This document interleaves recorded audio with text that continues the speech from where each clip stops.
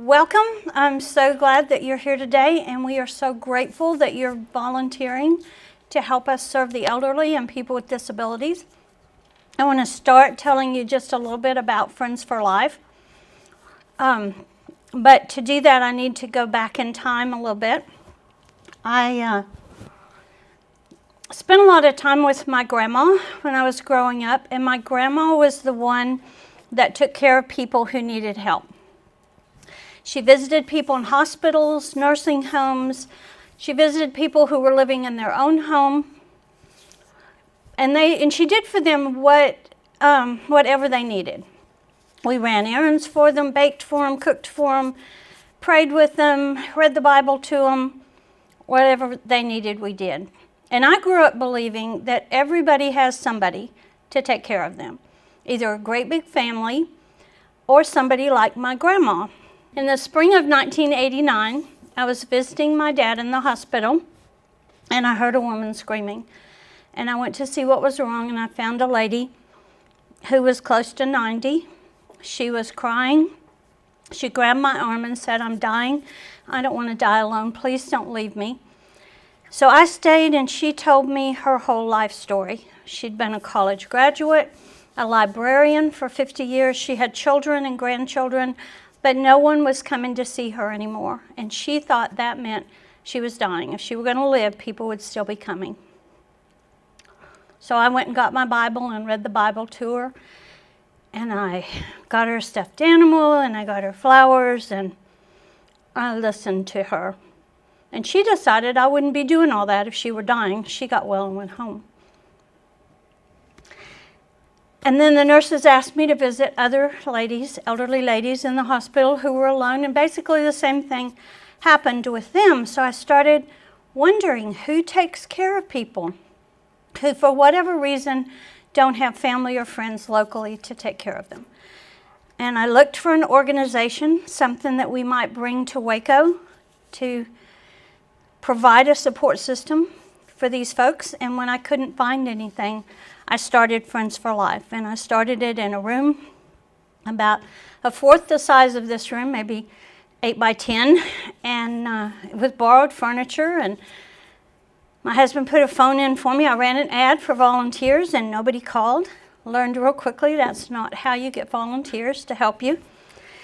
But when I did finally learn how to recruit some volunteers to help, we started out visiting people in hospitals and nursing homes, and we now have 5 different ways that we provide services to the elderly and people with disabilities.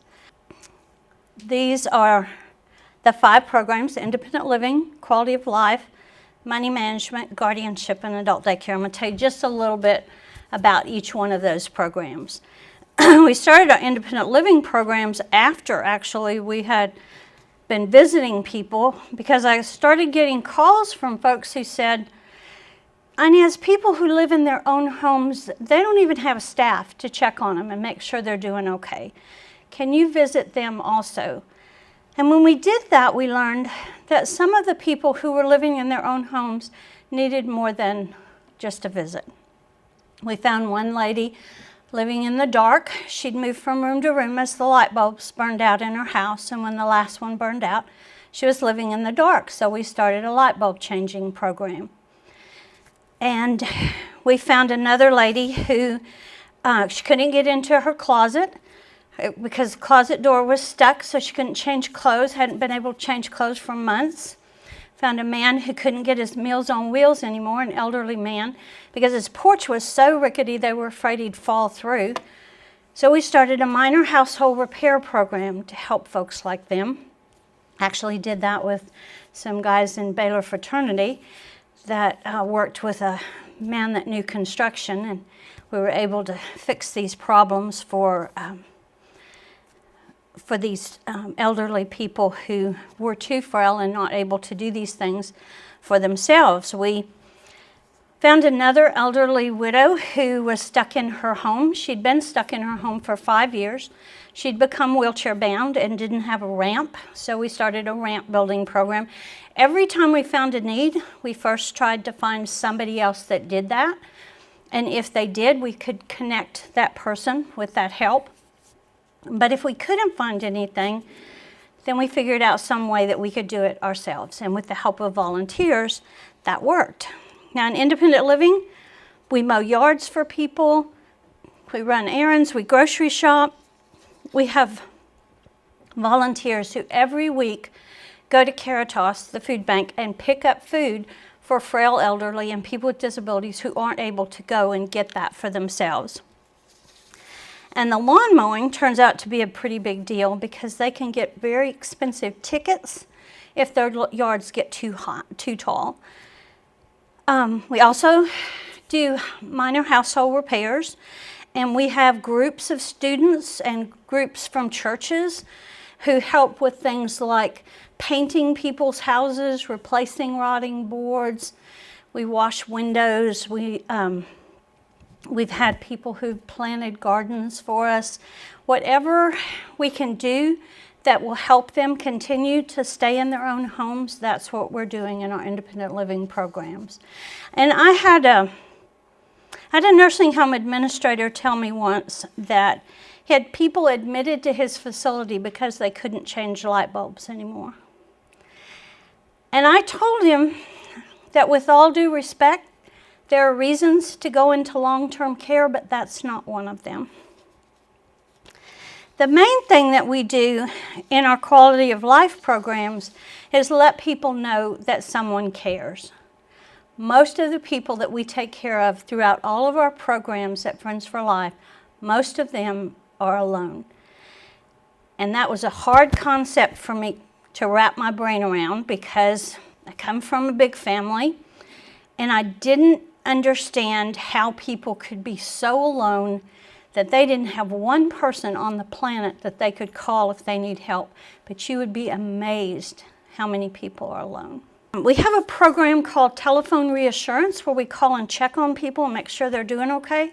Had a little girl at our office one day and had her call some of our clients, and partway through that process she handed me the phone, and it was a 96-year-old widow that was living alone, and she's almost blind. She fiercely had fought for her independence and wanted to continue living at home. And when I took the phone, this lady started crying and said, "Do you know how long it's been since I heard a child's voice?" And I thought, I take so many things for granted. I have so many grandchildren and I come in contact with people all day, every day. And I'm so blessed. It just doesn't even sink in that somebody could go years and years without even hearing a child's voice. So intergenerational programs have become a big part of what we do at Friends for Life, bringing older adults and children together. They're very, very good for one another. We send them cards, we send them letters. We have a program called Gifts for Grannies and Grandpas Too. And in this program, we collect, wrap, and distribute gifts. We have volunteers who deliver these gifts. Could be as many as 1,500, 2,000 in the during the Christmas holidays. But we also deliver gifts to them on their birthdays and other holidays. I had a lady who was in a nursing home, and I got a call from the nursing home, and they said, "We're afraid this lady might die. She's so lonely." And she spent all her life taking care of somebody. And most recently, she had taken care of her sister, who was also in that nursing home, but this sister passed away. And she didn't think she had any reason to live. She didn't have other family to support and visit and care about her, and she stopped taking her medicine, stopped eating. And I sent a volunteer over, and I sent her with a little stuffed animal, and the lady said, "I don't like animals, go away." So the next day, I said, "Let's send a bouquet of balloons. Maybe we could try that." So the volunteer went back with a bouquet of balloons, and she said, "I don't like balloons, go away." So I said, well, maybe go back this time and don't take anything. Maybe just go and see if she'll just let you visit with her. So she went back and the lady said, I don't want you to stay, go away. Well, the next day, I got a call from a florist who said, I have a lot of flowers left over from Valentine's Day. Do you want them? I said, oh, yes, I do. We got little tiny vases, and we had them all. It looked like a sea of flowers. Put all these vases together, and I called that volunteer, and I said, would you take flowers to the little lady in the nursing home? She said, oh, Inez, she's not going to want flowers. And I said, well, let's try anyway. And she went back to the nursing home with the flowers, and the lady started crying. She said, do you know how long it's been since somebody brought me flowers? Please stay and talk to me. Now, I don't know that it was the flowers. I kind of think it was the fourth visit. Too often when people are in a nursing home, a group comes, and it's a once-a-year thing, and they visit with people, and they don't come back. So there's no chance for a relationship, and the people just feel abandoned. But she began to believe that this volunteer would be her friend, and this is exactly why Adopt a Grandparent is my very favorite very favorite quality of life program. Our Adopt a Grandparent program matches volunteers with one of our lonely seniors, and we encourage the person to visit once a week. We try to find like interests so that y'all will have things to talk to them about. But this is the time when we're able to build a relationship with people that are so lonely. You would probably be the only one that would visit them. And in that program, we can help you remember them on special occasions. And we also let people trade in their grandma if it's not a good match. Donna doesn't like me to tell this, but I have had one volunteer. She traded in 6 grandmas before she found the one that she really liked. But once she did, it was a great, great match. And we had a Baylor Law student that went into our Adopt a Grandparent program. He kind of backed into it because he started out helping with transportation. And one of the ladies that he took to the doctor, he decided he just had to be regular in her life and visit with her. And there were many, many things he did to help improve her life. But when he graduated from law school, he got a position with a law firm in Dallas and drove back on the weekends to visit her. So these relationships that you build sometimes do last for a very, very long time. We have a program at Friends for Life called Money Management. We started this program because I got a call about an elderly widow who was about to be evicted from her home because she hadn't paid her rent in a year. Now, most of us that are a little bit younger would have been evicted a long time before that, but you didn't want to put this little elderly lady out on the street. That program has been an interesting one for Friends for Life. It's easy to do all the money management parts of that. It's easy to bond and insure and have reporting and accountability, but money management is usually about 5% of what these folks need. They need other support services, especially if they're seniors, because if you know very many seniors, you probably know that they're good with money. They're better with money than any of us are. And if they've lost that ability, they've probably lost other abilities too. They may not be able to drive a car, mow their yard. We found one lady who, when I met her, we'd been asked to help her with her money, help her manage her money. And when I walked across her front porch, I really thought I was going to fall through the porch. It was very scary. Got inside, and the ceiling of her house was kind of between us. And I looked, and I could see outside through the slats of her walls, not the window. I mean, I could see. I thought if somebody stood on the corner, they would just knock that whole house over if they pushed on it. But she had cooked a turkey 22 hours on a space heater because a charity gave her a turkey, and she didn't have a stove. So I don't know how she didn't get salmonella, but she did not.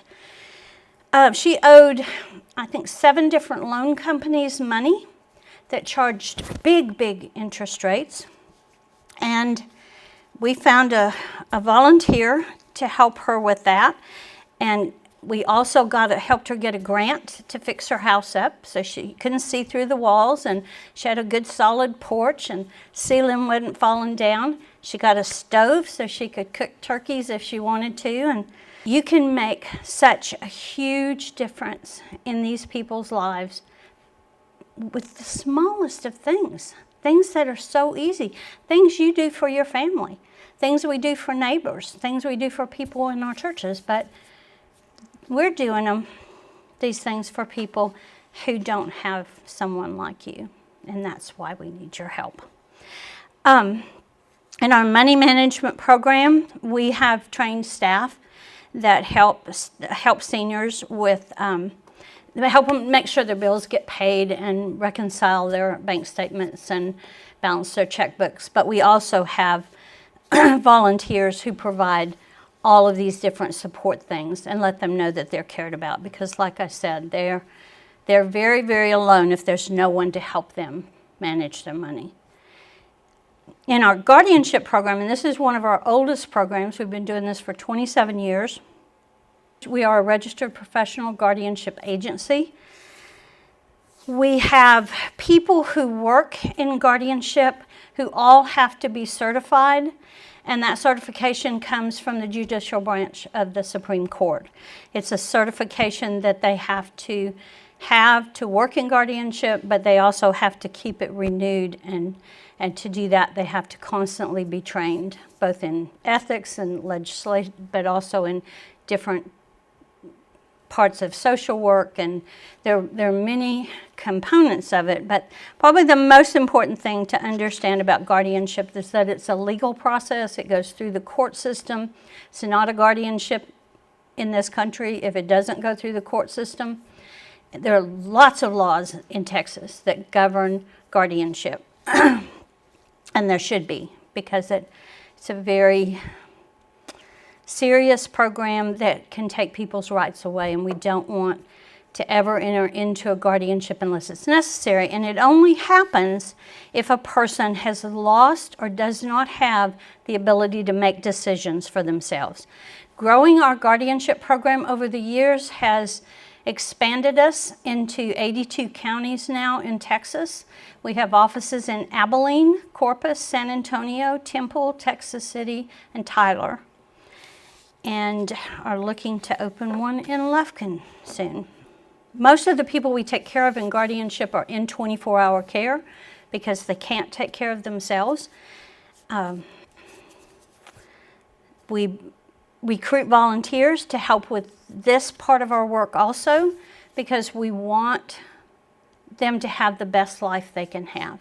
That's a big part of what our goal is in guardianship, is to make sure that people have everything they need to be able to be the best they can be. And if that helps them to get to a point where they don't need a guardian, that's our best day, because we can go back to court and say, they don't need us anymore. In the year 2000, Friends for Life took over an adult daycare program here in Waco that was closing. And that program is almost completely full now. But we have adult daycare services Monday through Friday from 7:30 to 6. We're taking care of people who really aren't able to stay by themselves in their own homes. Some of these people do live at home with family members. Some live in a group home, and some actually live in a nursing home. And being able to leave the nursing home and come to this facility does many good things for them. It gives them an opportunity to interact with other people. We have many, many, many activities. We have volunteers that come and help with those activities, and they do arts and crafts and play bingo and play Nintendo Wii bowling tournaments, and they have a lot of holidays back there. They celebrate holidays I didn't even know we had. They're big on the food ones: National Cheesecake Day, National Macaroni Day, Jelly Bean Day. They like those a lot, but they also like ones where kings and queens are crowned. And we've had them make their own costumes for Thanksgiving, pilgrims outfits and Indian outfits, but they build relationships with each other. We have 2 outdoor areas. We have wheelchair swings. We have nursing care, breakfast, lunch, a snack in the afternoon, and we've worked very hard to make that be a nutritious meal program. I'm going to talk to you just a little bit about working with seniors and people with disabilities. The main thing to understand is that this is a very, very vulnerable population. The reason we run criminal background checks is that we have to know that we've got people working with us that are not going to take advantage of these people, not going to hurt them, because many of them have already been hurt. Most of the people in our money management program were exploited. That's why Social Security or Adult Protective Services or the Health and Human Services, that's why they've been sent to us, because they have had somebody, family members, friends, strangers, someone has taken their money away. And this is the way that we can safeguard it and make sure that their money is used for their care. In our guardianship program, almost everyone has been a victim of abuse, neglect, or exploitation.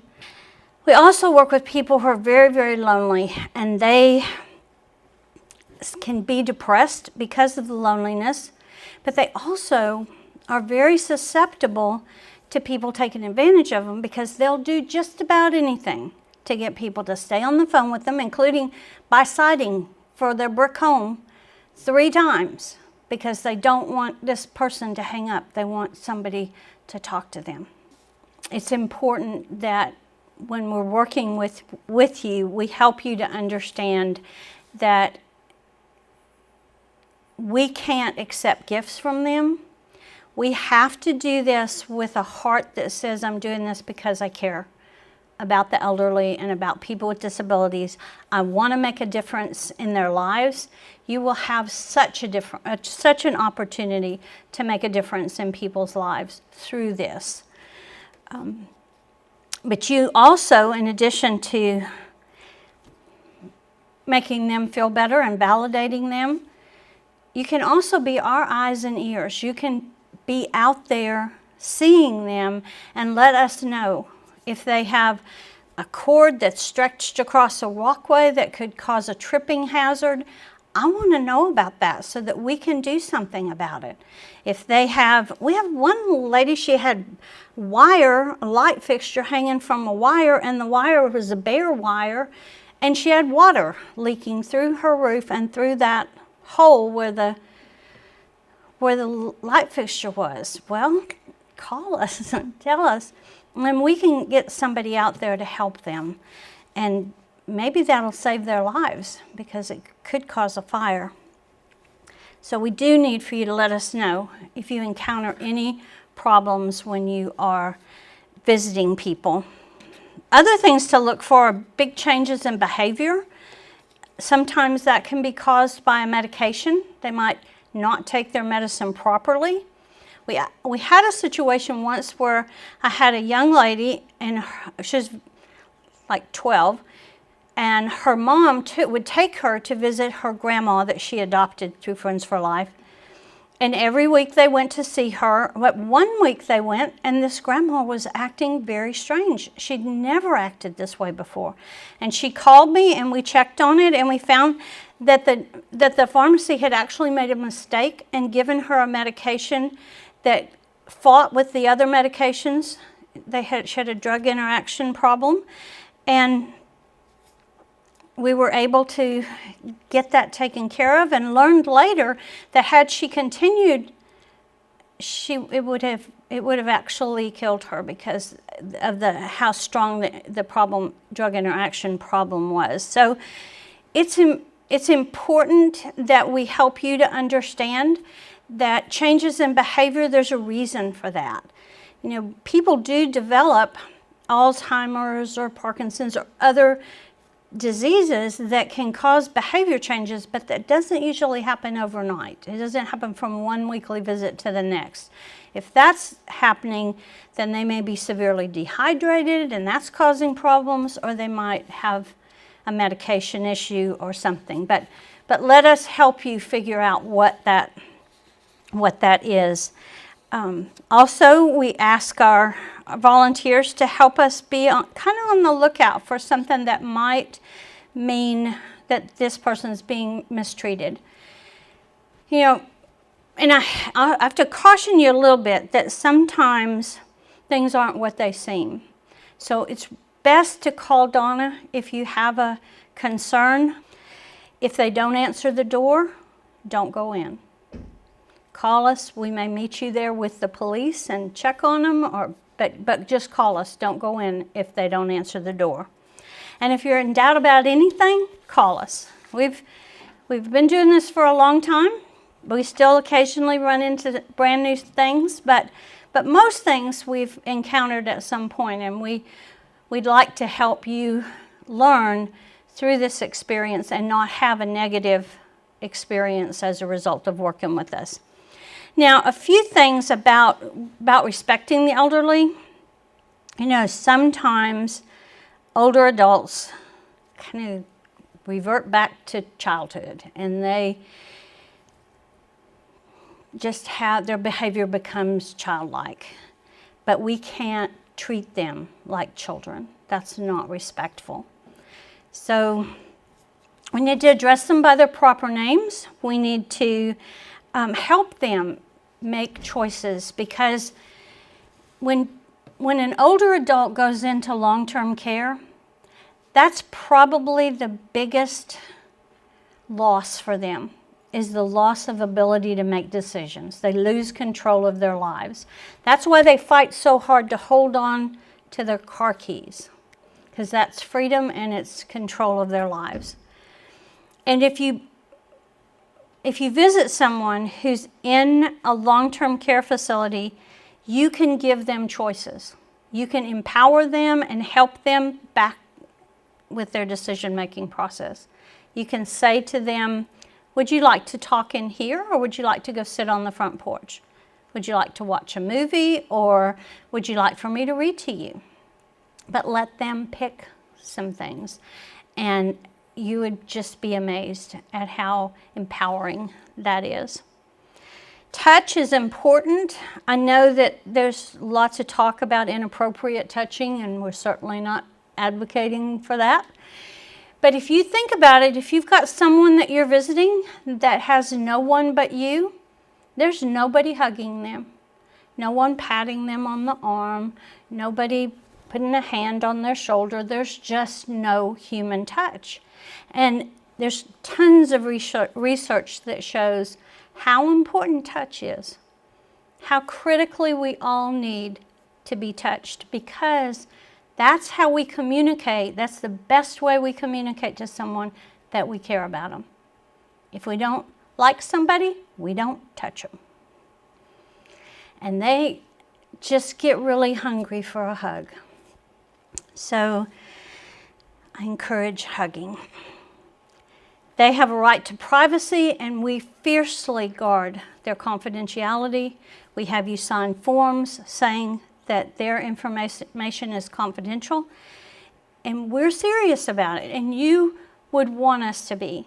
If you were one of our clients, you wouldn't want the world to know your story.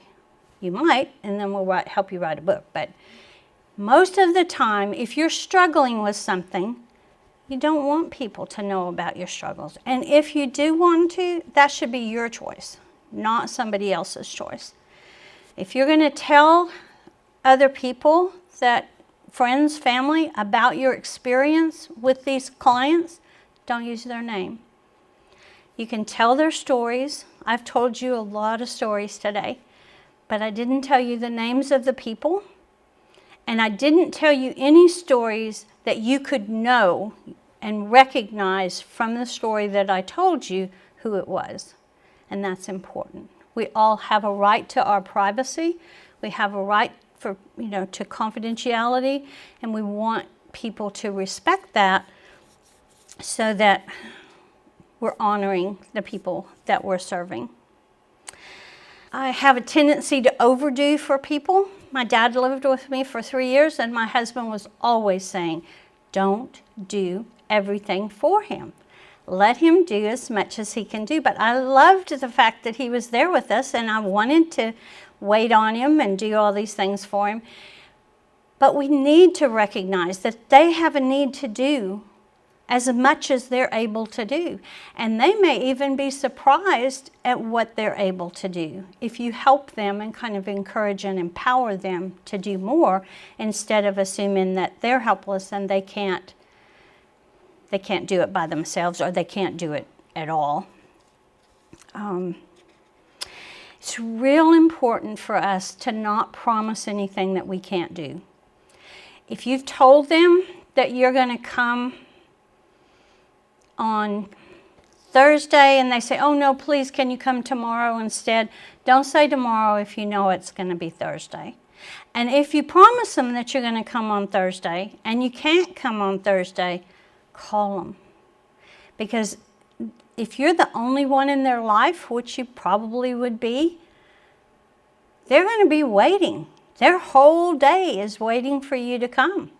And I mean, it's one thing probably out of 50 that you're going to do that day, but it's the only thing that they're going to do that day. So just call them and say, I'm so sorry, I can't be there tomorrow. I can't, something's come up, but I will be there whatever day you can come.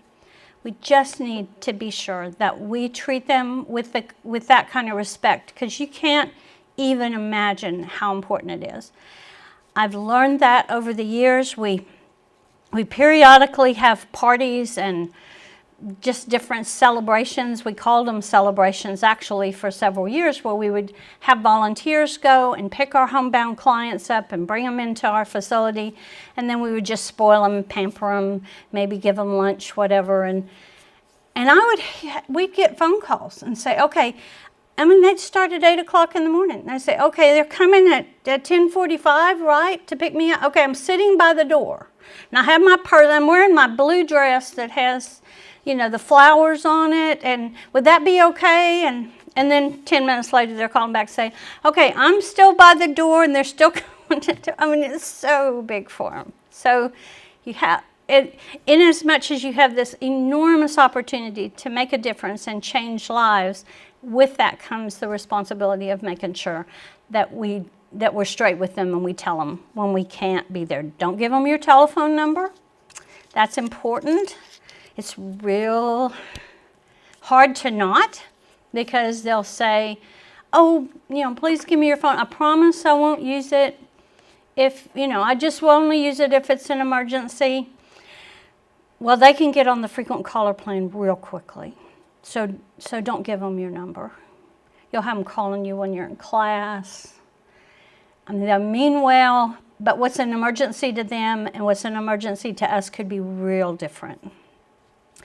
And Friends for Life answers its phone 24 hours a day, 7 days a week. If they need our number, and just say, here's Friends for Life's number, call them, and they'll get the message to me. So don't give them your phone number. We talked about not accepting money or gifts. Now, we have said to volunteers, if you can eat it while you're there, it's fine, but eat at your own risk, because some of our clients are older and they may have forgotten some of the ingredients that go into the cake that they're serving you. You might say, oh yes, but I'm kind of dieting right now, so just a little piece, and make sure that it's tasty before you commit to a big plate of cookies or something. But other than that, they want to do something for you. They're so crazy about you. They love you. You're rescuing them from loneliness. And I've had them tell me the walls were closing in on me, and then you sent this volunteer, and it just means a lot. But they're going to want to give you things, and you have to be able to say, no, I'm sorry, we're not allowed to accept gifts.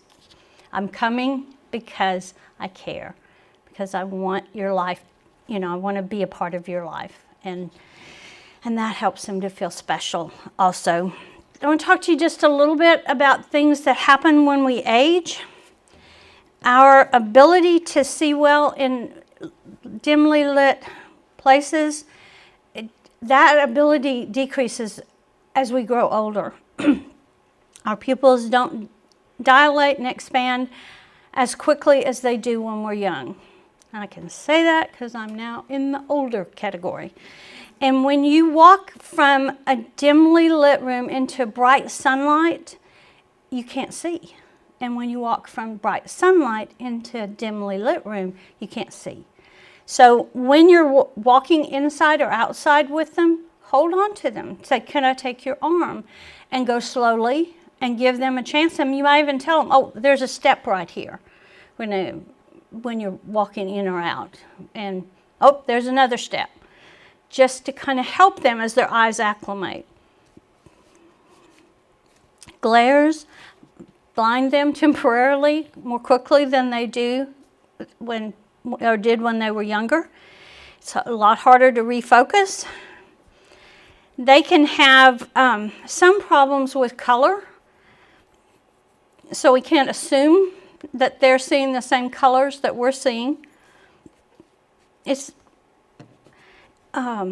But if we're patient, their eyes will acclimate and they'll be able to focus, and it won't be such a big issue. But having you know about that could be a really important factor in working with them.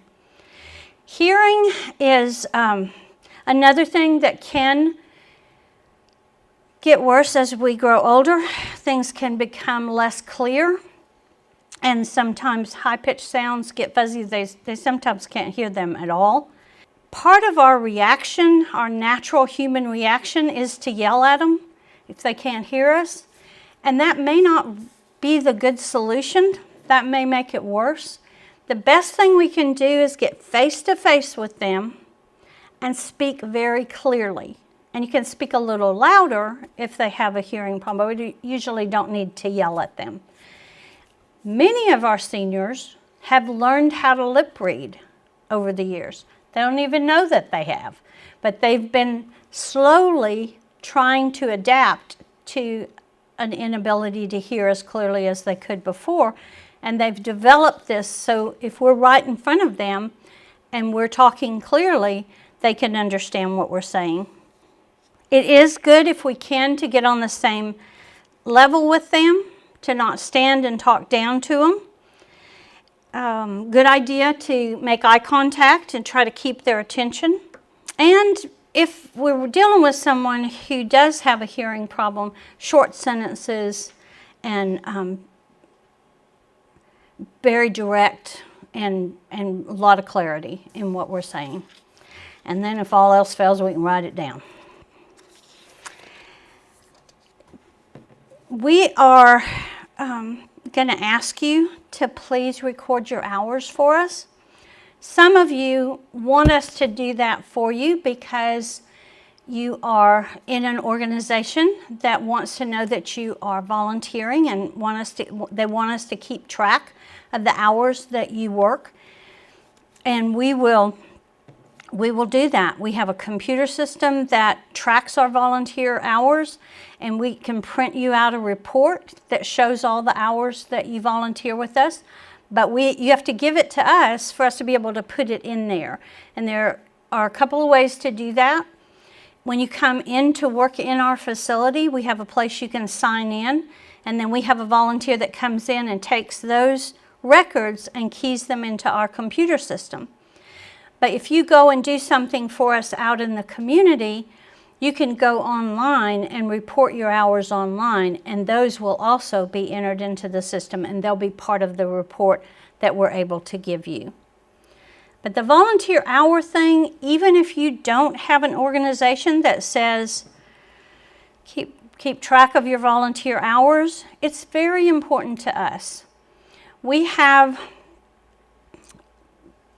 foundations, we have donors, we have board members, we even have our staff that we want to know, how are we doing? How many lives are we touching? How many volunteers are volunteering with us, and how many hours are being given to these folks?